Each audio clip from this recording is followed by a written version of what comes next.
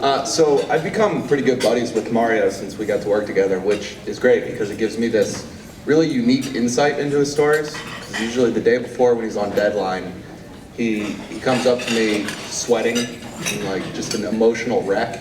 Says he needs to go get coffee.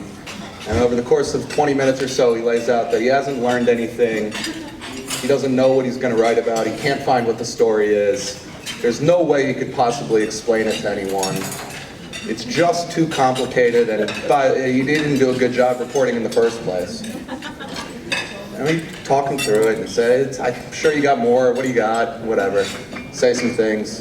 And then I get to wake up the next morning and read this story that is everything that you guys get to read, which is funny and clear and in control. This writing that just makes you know all along that he's getting somewhere, that he's already told you what's most important, that his reporting is bulletproof, that he knows what he knows, and he's about to lay out for you why it matters in complete detail.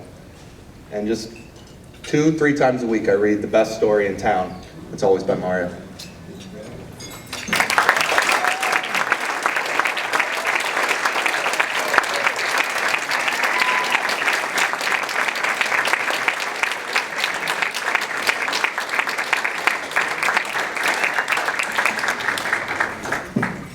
Hello.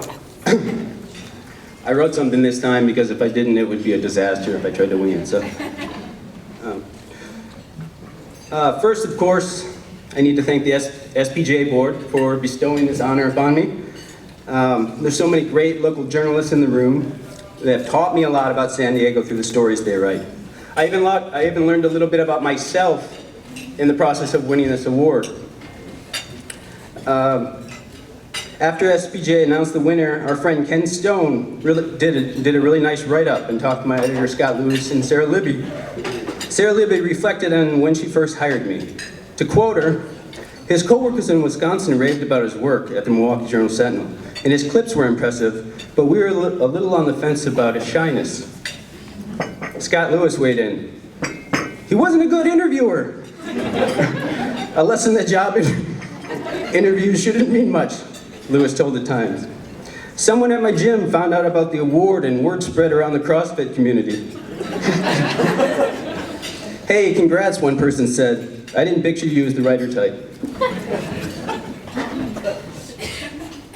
By the way, I'm not sure what any of this means, but I think it means that I come across as a big, shy dummy.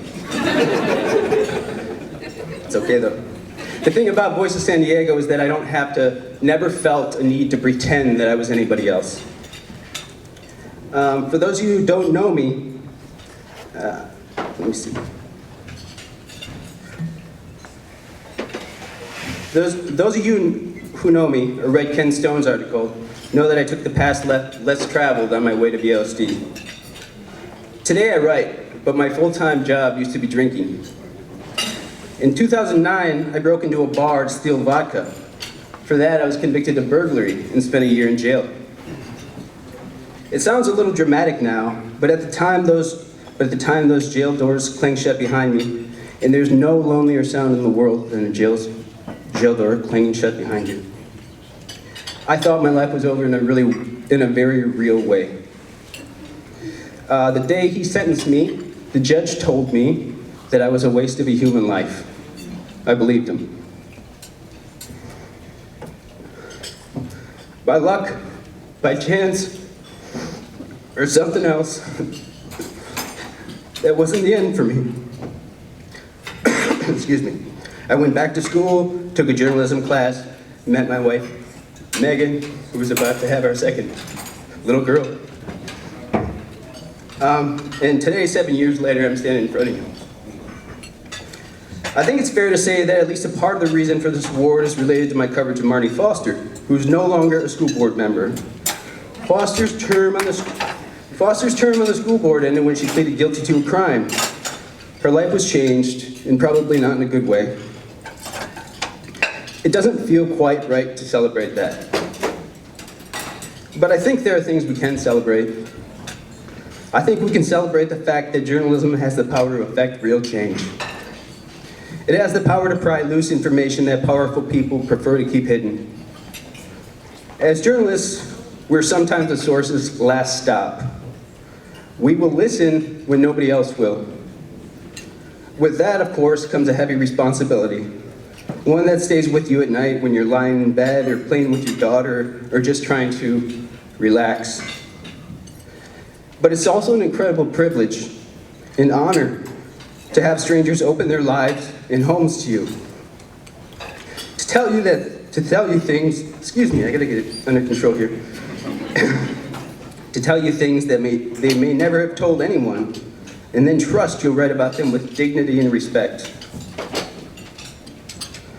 That can be transformative for sources, but it can also be transformative for you as a storyteller.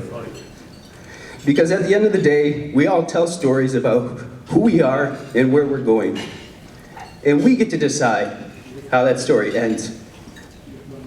So I thank you once again for the award.